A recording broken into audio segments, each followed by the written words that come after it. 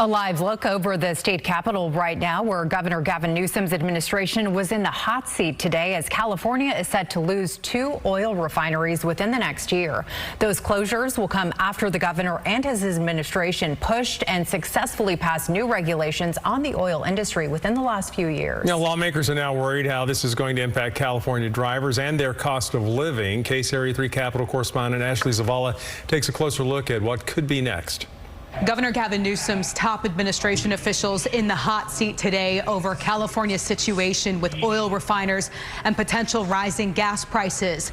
Democratic lawmakers signaling they may be losing trust with some of these agencies. I know that what climate leadership does not look like, and that is $10 gas. California's clean air push facing pushback from both political parties. Lawmakers worry state regulators have kept drivers, workers, and Californians overall as an afterthought as 2 oil refiners prepare to shut down within the next year. Those 2 account for about 20% of the state's oil refining capacity.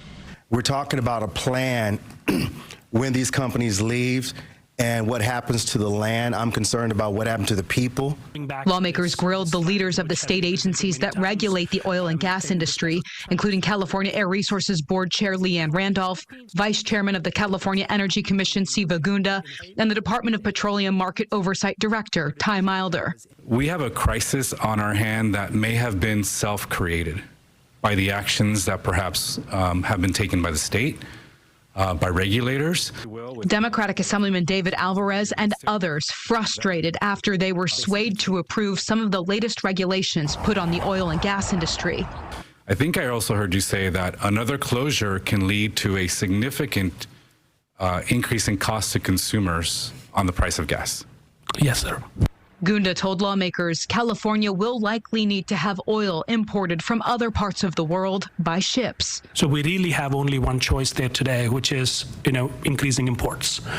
Based on our work right now, that will be very tight for the North.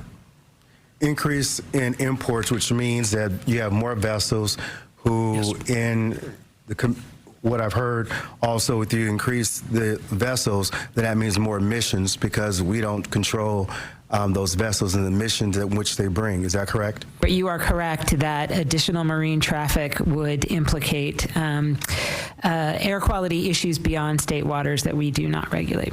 Now, this was just an informational hearing, so no action was taken. It's unclear exactly what the next steps will be, but Governor Newsom's administration is still apparently trying to come up with a plan to deal with those 2 upcoming refinery closures. Reporting at the state capitol, Ashley Zavala, KCRA 3 News. And as for those 2 closures coming up, Phillips 66 in Southern California closing by October of this year, and then Valero in Benicia plans to shut down operations in April of next year.